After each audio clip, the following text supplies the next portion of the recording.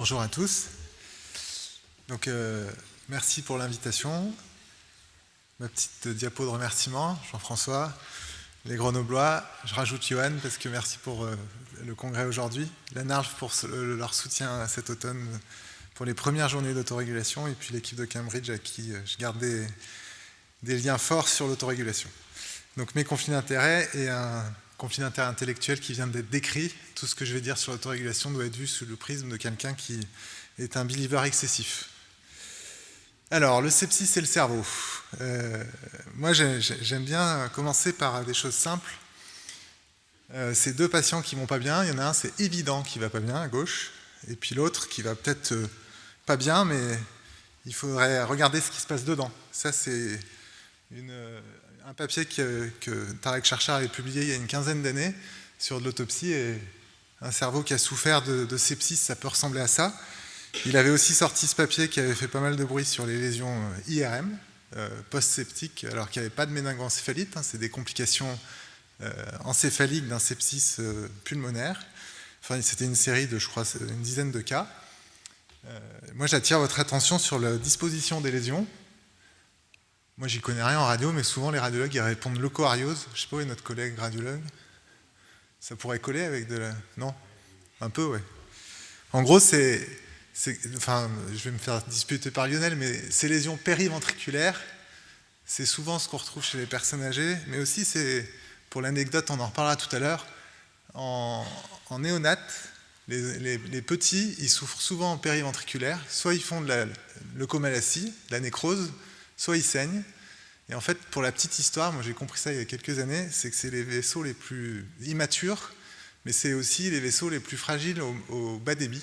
Et c'est pour ça que la leucoariose chez la personne âgée se centralise à ce niveau-là, parce que c'est des zones qui sont mal vascularisées. Et on va voir quand même que dans la souffrance cérébrale, il y a une grosse part hémodynamique, d'où probablement le sujet du topo.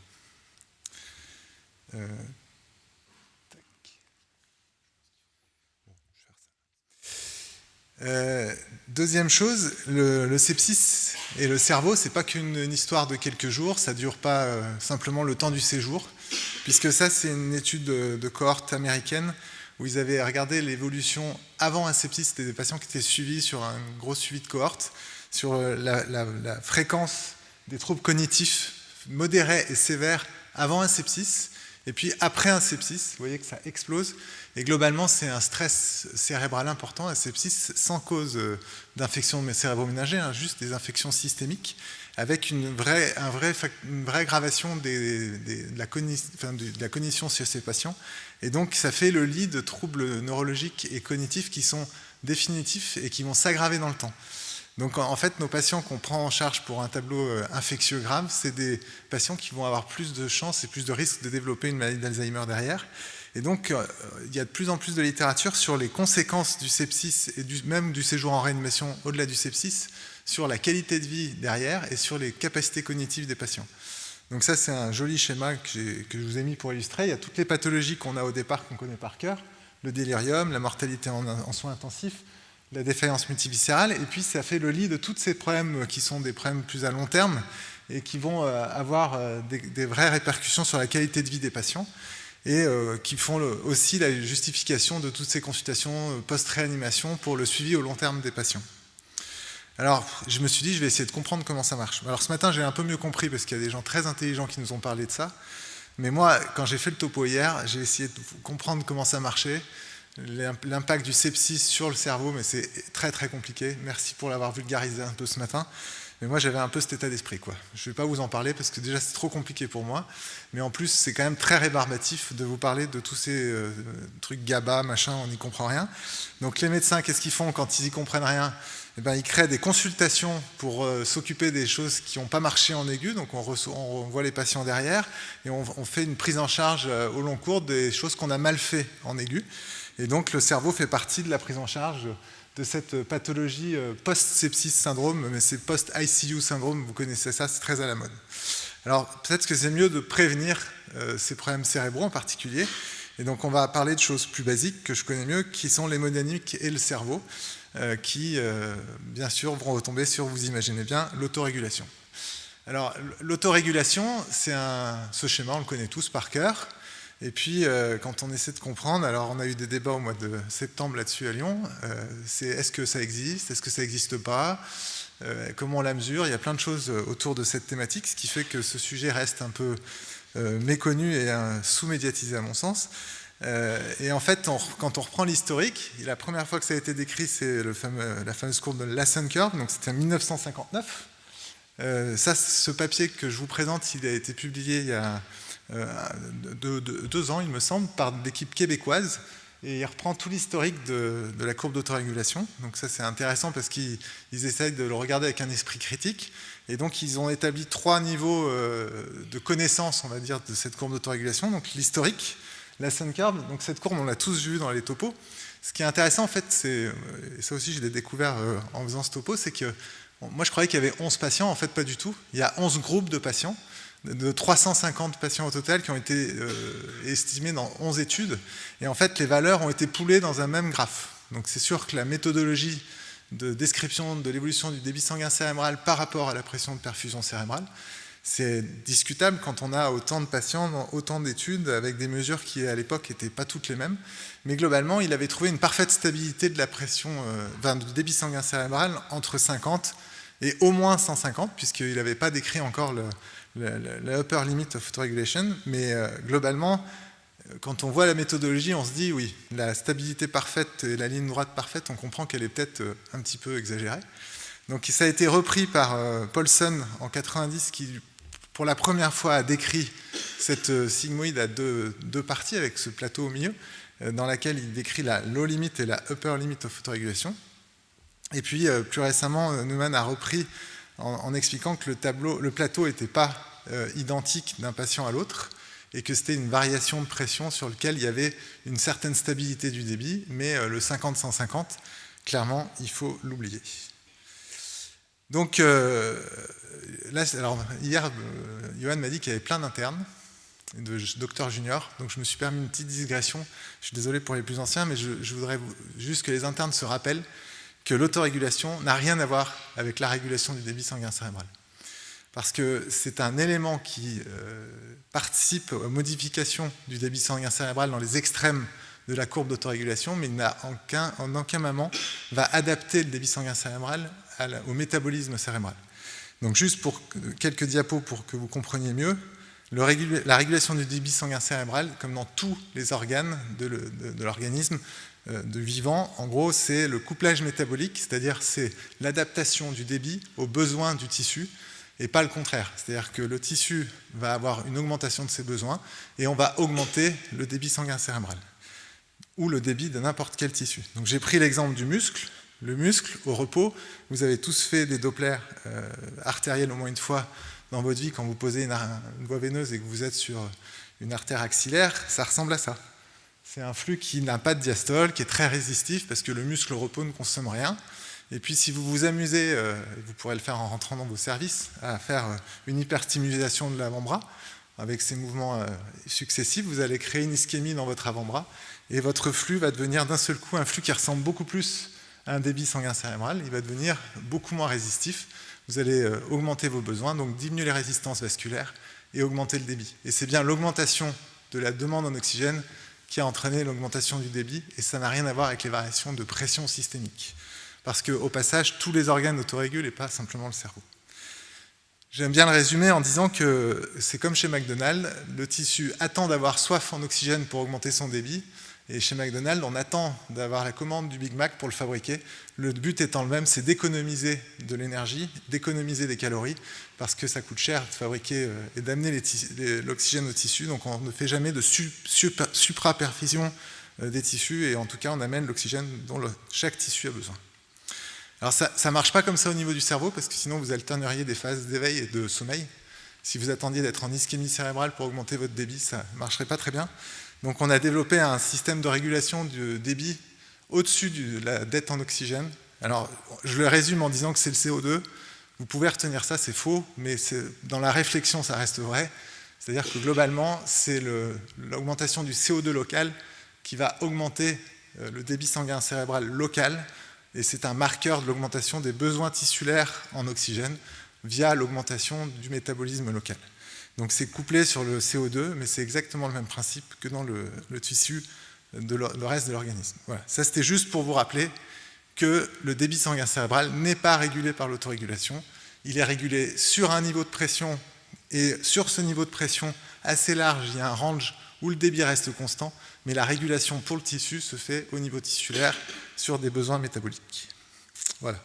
On revient à une autre notion, qui est à mon avis moins connue. Qui connaît la critical closing pressure? 2-3 personnes. Alors ça, c'est un sujet qui est intéressant parce que quand on va sur la Bible de la physiologie, que vous connaissez peut-être, Guyton, en tout cas pour les plus anciens, vous devez connaître, il y a un chapitre sur la critical closing pressure, mais pas cérébrale, en général. Et en fait, c'est quelque chose qui, à mon avis, a le mérite d'être fouillé un peu, parce qu'on la connaît au niveau cérébral pour des raisons un peu différentes, je vais vous l'expliquer. Mais je veux juste vous montrer une chose sur ce diagramme qui est sur l'hémodynamique systémique, c'est que globalement, il y a une fermeture vasculaire, une fermeture des vaisseaux, donc un arrêt circulatoire cérébral pour des pressions intravasculaires inférieures à 20 en situation normale, mais qui peut aller jusqu'à 40, 50 quand on a une hyperstimulation sympathique. Ça, c'est ce qu'a décrit Guyton d'un point de vue systémique. Ça veut dire quoi? Ça veut dire que si vous baissez trop la pression dans vos tissus, donc si vous avez par exemple un choc septique, ça tombe bien, c'est ce dont on parle, vous allez avoir une diminution de la pression de perfusion, et si vous tombez en dessous d'un certain seuil, en fait, les vaisseaux vont se fermer, et il n'y a plus de passage, et il y a un arrêt circulatoire. C'est un peu le truc très à la mode en ventilation, vous savez, la pression d'ouverture des voies aériennes. C'est le même principe. Et donc, si vous avez cette fermeture vasculaire, en fait, il y a un arrêt circulatoire. Et ce qui est très intéressant, c'est qu'au début, quand vous allez remettre de la pression, l'augmentation de débit dans le tissu, elle est exponentielle. Parce que vous allez ouvrir les vaisseaux, puis vous allez augmenter leur taille. Et à ce moment-là, c'est ce qu'on voit sur le début de la courbe d'autorégulation. Il y a une vasodilatation qui est contemporaine de l'augmentation de la pression. Là, plus vous augmentez la pression, plus vous baissez les résistances, plus vous augmentez le débit. Et donc cette courbe, elle est exponentielle, mais ça veut dire que dans les deux sens. C'est-à-dire que si vous arrivez proche de la pression d'occlusion vasculaire, eh bien, chaque millimètre de mercure perdu, c'est beaucoup de débit perdu. Ça, c'est important parce que au niveau cérébral, alors en particulier dans nos thématiques d'hypertension intracrânienne où la pression de perfusion va remplacer la PAM dans la courbe, vous allez avoir des phénomènes d'arrêt circulatoire en diastole au niveau cérébral, qu'on voit très bien sur le Doppler, quand il y a une augmentation de la pression intracrânienne, et on sait que l'index de pulsatilité qu'on utilise beaucoup est plus un reflet de la pression de perfusion cérébrale que de la pression intracrânienne. Et donc c'est exactement ça, et pour ceux qui ont eu la curiosité de faire des Dopplers transcrâniens chez des patients en choc septique, hyperémique, avec une vasoplégie importante, donc une diastolique basse, on a j'ai pas retrouvé de photos sur mon ordinateur, mais vous ferez le test en rentrant dans vos services. On a une espèce de notch très profond juste après la systole, avant que ça remonte un petit peu avant la systole suivante, en fin de diastole. Et ce notch, ça correspond en fait à l'arrivée de P2, vous savez, sur la courbe de pression intracrânienne. Quand la compliance est faible, en fait, on va avoir une hyperpression intracrânienne et donc une potentielle fermeture vasculaire, puisque ce notch, il peut frôler le zéro. C'est ce qui est un peu décrit sur cette diapositive. Et cette pression d'occlusion de critical closing pressure, elle est estimée par certains auteurs sur des algorithmes à partir du Doppler transcrânien et de la pression intracrânienne. Et c'est des valeurs autour de 20-30 mm de mercure qui peuvent arriver. Donc quand on a une diastole qui s'effondre, comme on peut le voir dans le choc septique, on peut avoir des vrais arrêts circulatoires cérébraux au moment de la diastole. Alors ce qui est très intéressant, c'est que ça ne se limite pas au cerveau, ce phénomène de critical closing pressure. Ça, c'est un papier qui a 5-6 ans où ils se sont intéressés à ce phénomène de fermeture vasculaire au niveau systémique. Et vous voyez qu'en diastole, sur cet exemple qu'ils mettaient dans le papier, la critical closing pressure était autour de 35-40 mm de mercure, des valeurs qu'on peut facilement atteindre en choc septique quand la diastole s'effondre. Alors c'est aussi intéressant d'avoir cette vision sur la diastole, parce qu'en fait la diastole c'est un énorme critère pronostic des patients, puisque là vous voyez c'est un papier de pédiatrie qui est sorti cette année qui montre que la valeur de la diastolique est un critère pronostic fort et un des plus puissants en termes de pronostic total, enfin sur la mortalité. On a la même chose sur la survenue de délirium en réanimation, c'est ce qui sort le plus fort. c'est la valeur de la diastole. Donc pour des diastoles inférieures à 50, on a une surreprésentation du délirium qui va bien avec la souffrance cérébrale. Donc on peut redessiner la courbe d'autorégulation, on peut faire une 4e version en rajoutant une partie exponentielle au départ qui correspond à l'ouverture des vaisseaux avant de partir sur la courbe que vous connaissez. Et pour la petite histoire, donc si vous avez suivi ma philosophie sur le débit, enfin pas ma philosophie, sur le fait que l'autorégulation ne régule pas le débit, moi j'ai envie de rebaptiser la courbe d'autorégulation aujourd'hui courbe d'autoprotection. C'est-à-dire que c'est une courbe qui va maintenir un débit sur un range de pression large, mais qui en rien ne régule le débit sanguin cérébral. Et c'est un moyen pour le cerveau de se protéger des variations tensionnelles qui sont induites soit par la vie, le lever rapide, c'est ce qu'on connaît quand on a la tête qui tourne, mais aussi éventuellement des situations pathologiques quand il y a des sepsis ou d'anesthésie quand on endort le malade et que la tension va bouger. Voilà, donc pour avancer sur ce sujet, on peut dire que globalement, il faut éviter cette zone. Bon, ça c'est un peu décalé, je suis désolé, ça c'est encore Mac qui joue des tours. Mais globalement, la pression qui nous intéresse, elle est au-dessus de la LLA, et qu'au-dessus de cette LLA, les mécanismes de régulation du débit sur le couplage métabolique vont être possibles. Alors la question, c'est quelle est la valeur de la LLA? Et ça reste le Graal. C'est déjà le Graal en réa neuro, mais c'est aussi le Graal dans le choc septique. Donc il y a sûrement des recettes, puisqu'il y a des gens qui nous expliquent que la vraie valeur de la LLA, c'est 65 mm de mercure pour tout le monde.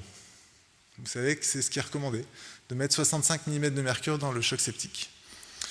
Alors, en fait, on est dans une réelle impasse, parce que si on regarde sur quoi repose ce chiffre, donc ça, c'est une méta-analyse qui est sortie récemment, je crois que c'est l'année dernière, qui reprend tous les papiers qui ont cherché à comparer PAM à 65, à 85, PAM haute, PAM basse, sepsis PAM, enfin tous ces papiers que vous connaissez.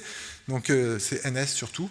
Le papier Princeps, c'est celui de 2014 de Asfar qui avait comparé PAM à 65 versus 70-80. C'était 60-70 versus 70-80, il me semble. Et donc c'était NS, comme vous savez. Histoire de compliquer un peu le tableau, il y a un papier qui est sorti dans le JAMA en 2020 qui montre que c'est peut-être assez délétère de mettre de la noradrénaline. Donc mettre des pressions plus élevées serait peut-être plus grave que de ne pas traiter l'hypotension. Histoire de savoir ce qui est réellement bon, c'est difficile. Et puis il y a quand même ce papier qui nous fait relativiser le fait que l'hypotension ne serait pas dangereuse, puisqu'on voit qu'il y a une surreprésentation des problèmes d'insuffisance rénale, de nécrose myocardique et de souffrance, on va dire, systémique, lorsqu'on a une augmentation de la dose d'hypotension artérielle, donc le temps passé multiplié par l'intensité de l'hypotension. Et puis, dans Sepsis PAM, il y a ce papier qui me paraît intéressant, c'est un papier qui s'est intéressé à regarder l'état neurologique des patients en fonction du groupe. Et en fait, ça, c'est vraiment, pour moi, le meilleur monitorage neurologique. C'est quel patient est réveillé versus quel patient est endormi. Donc, qui a le cerveau qui fonctionne? Eh bien, toutes choses étant égales par ailleurs, sédation, curarisation, évidemment, et puis morphinique, les patients qui avaient un peu plus de noradré et des doses un peu plus élevées avaient des scores RAS, donc des scores d'éveil qui étaient plus élevés. Donc on peut dire quand même que ces patients allaient un peu mieux sur le plan neurologique et au passage avaient aussi un peu moins d'insuffisance rénale. Donc probablement quand même que dire que 65 de PAM pour tout le monde, c'est pas forcément un bon signal. Et donc on va dériver vers la best PAM. Quelle est la bonne PAM? Quelle est la valeur de la LLA du patient? Donc on va oublier cette valeur valable pour tout le monde, qui me fait fortement penser, vous l'aurez compris, à ce que nous préconise la Brain Trauma Foundation de mettre 60-70 pour tout le monde, puisque c'est exactement pareil, on sait que ça ne marche pas, 60-70 pour tout le monde. Donc qu'est-ce qu'il faut faire? Et ben, comme c'est la mode en ce moment, de la médecine sur mesure. Et donc, comment on peut faire de la médecine sur mesure sur ce sujet? C'est une PAM supérieure à la LLA est un prérequis pour que le débit sanguin cérébral puisse s'adapter à la demande métabolique.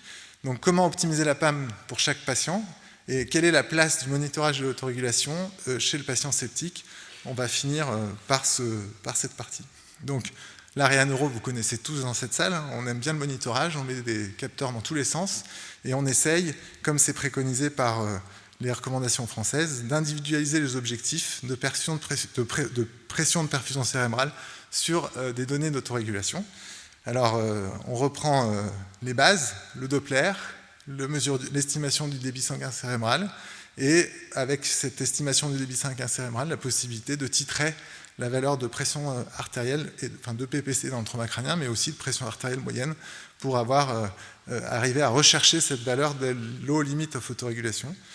Alors on peut faire comme à Clermont, on marque ça sur un tableau, et puis on regarde quelle est la bonne valeur de pression pour que le débit soit optimal. Ça, c'est une photo prise chez Russell. Et puis, il y a peut-être un peu plus moderne, un peu plus efficace avec le monitorage de l'autorégulation. Alors, l'autre question qui est sous-tendue par toutes ces remarques, c'est est-ce qu'elle est vraiment présente, cette autoprotection, cette autorégulation chez le patient septique? Alors là, je vais peut-être vous décevoir, mais ça reste débattu. Pour certains, en 2010, ça c'était un papier de Steiner, l'équipe suisse, un grand monsieur de l'autorégulation, lui, il disait c'est plus ou moins conservé, mais ça a l'air de marcher à peu près, et c'est en tout cas beaucoup plus altéré quand il y a beaucoup d'inflammation.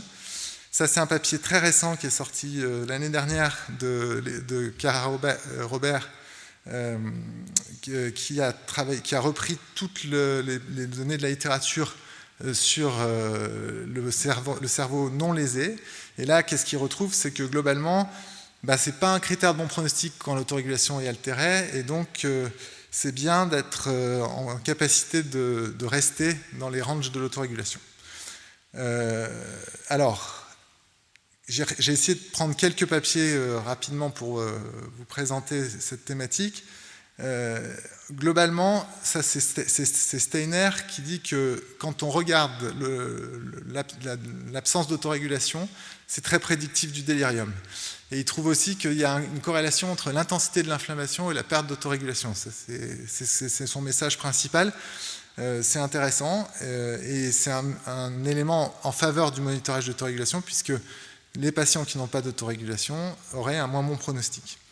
Ça, c'est un papier de l'équipe de Tacon. Là, il dit à peu près la même chose. Il dit quand le MX, donc quand l'autorégulation se dégrade, quand le MX monte, c'est corrélé également avec une dysfonction cérébrale et un moins bon pronostic. Alors, moi, j'ai envie de changer un peu le titre de ce papier, parce qu'il met... C'est une problématique qui est commune à tous les papiers sur l'autorégulation. À chaque fois, il vous parle d'autorégulation altérée. Et en fait, il y a une confusion entre le fait de ne plus avoir d'autorégulation, ce qui est excessivement rare dans mon expérience et à mon sens, et d'explorer le patient pour des niveaux de pression auxquels il n'autorégule pas. Je m'explique. Si vous avez une analyse descriptive et purement descriptive de l'autorégulation du patient, s'il se balade en permanence dans la zone d'hypoperfusion cérébrale, eh bien vous allez dire qu'il n'autorégule pas. Mais si vous ne faites pas l'effort d'aller chercher ce qui se passe pour des niveaux de pression plus élevés, eh bien en fait, vous allez classer ce patient comme non autorégulant et il va être qualifié dans l'ensemble de la littérature comme n'ayant pas d'autorégulation, alors qu'en fait, si vous aviez exploré 10, 20, 30 mm de mercure plus haut, il avait une autorégulation.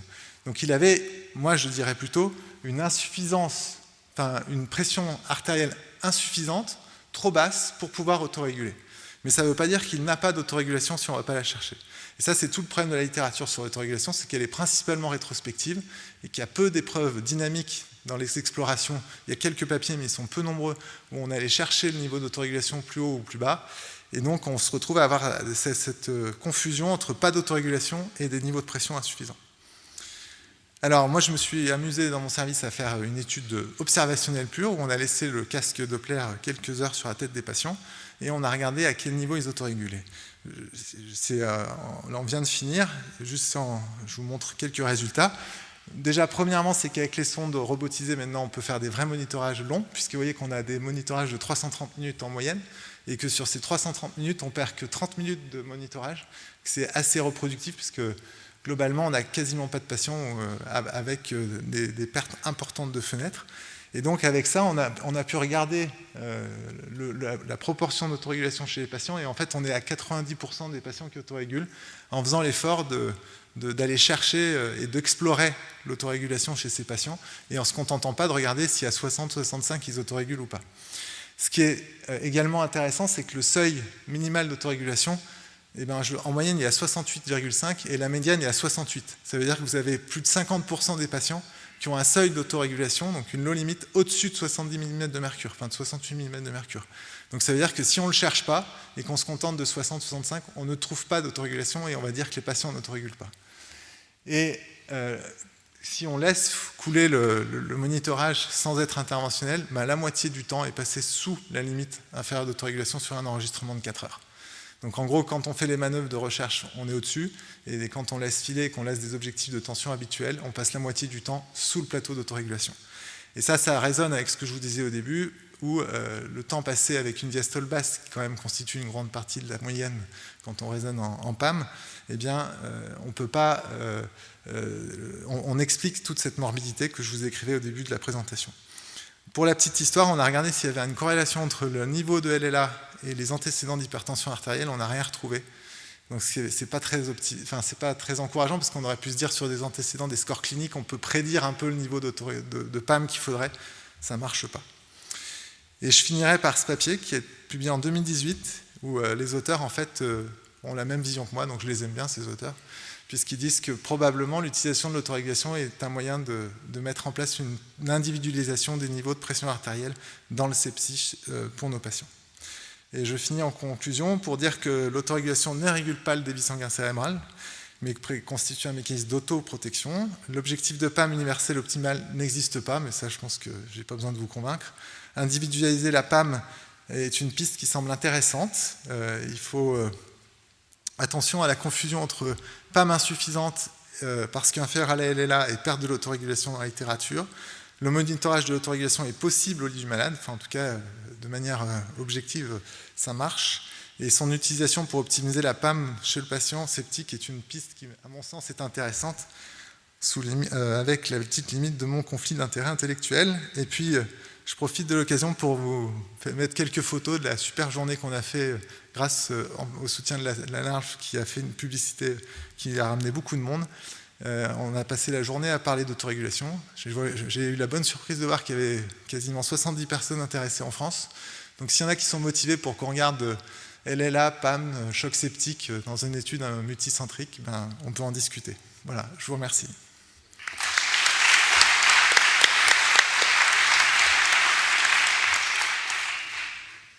Merci beaucoup pour la présentation. Est-ce qu'il y a des questions dans l'Assemblée ?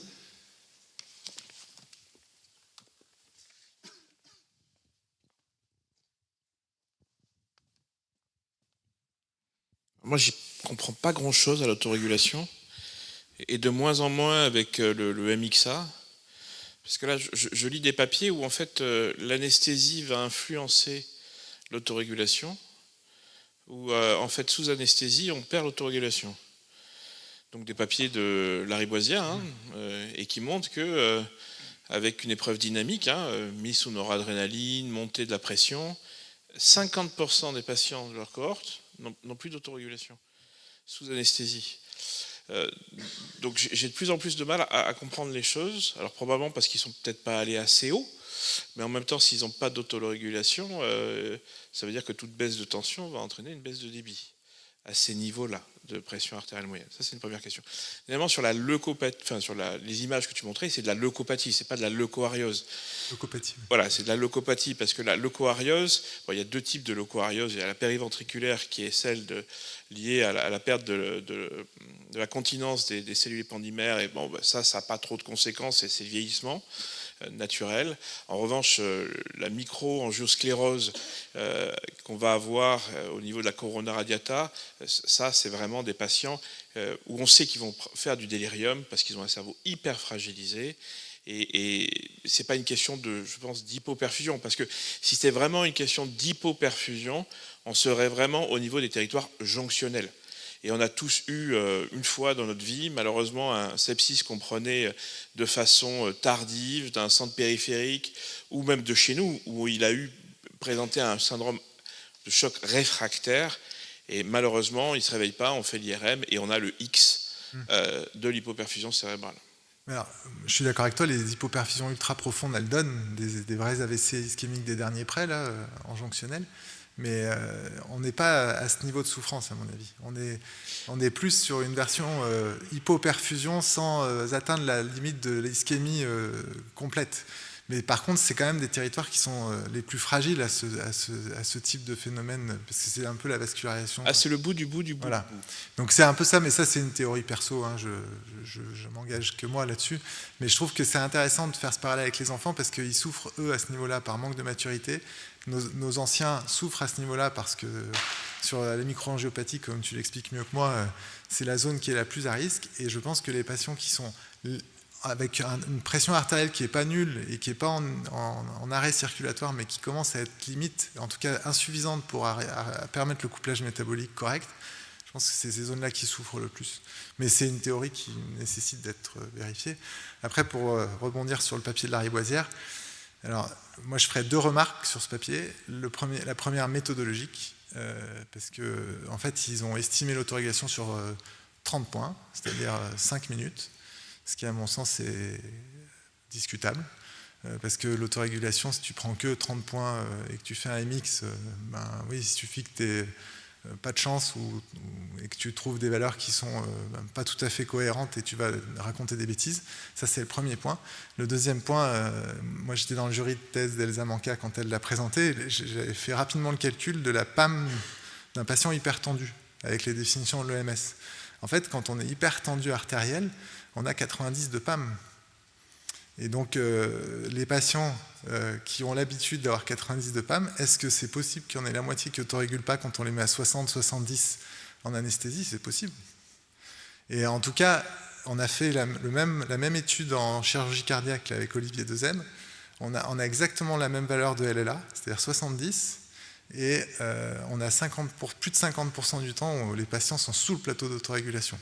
Donc en fait, 50% de patients qui n'autorégulent pas avec une pression normale, on va dire, qu'on utilise au quotidien, moi ça ne me choque pas.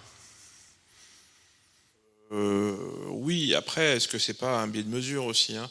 Est-ce que c'est pas, voilà, parce que quand tu regardes sur le post-AVC où pendant 6 mois ils vont plus autoréguler, ils autorégulent plus et après ils récupèrent une autorégulation.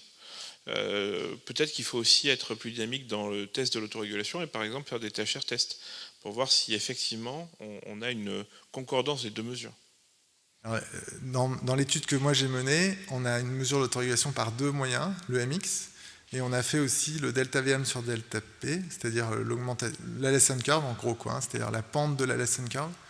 Et quand la pente devient inférieure à 0,5, c'est des vieux papiers des années 80, on considère qu'ils autorégulent. Donc les deux techniques de mesure trouvent une autorégulation dans 90% des cas, avec des LLA qui sont assez proches, autour de 68-70. Donc moi je pense qu'il y a vraiment un problème de définition de qu'est-ce qu'autoréguler. Ok, merci beaucoup Laurent pour cet excellent topo.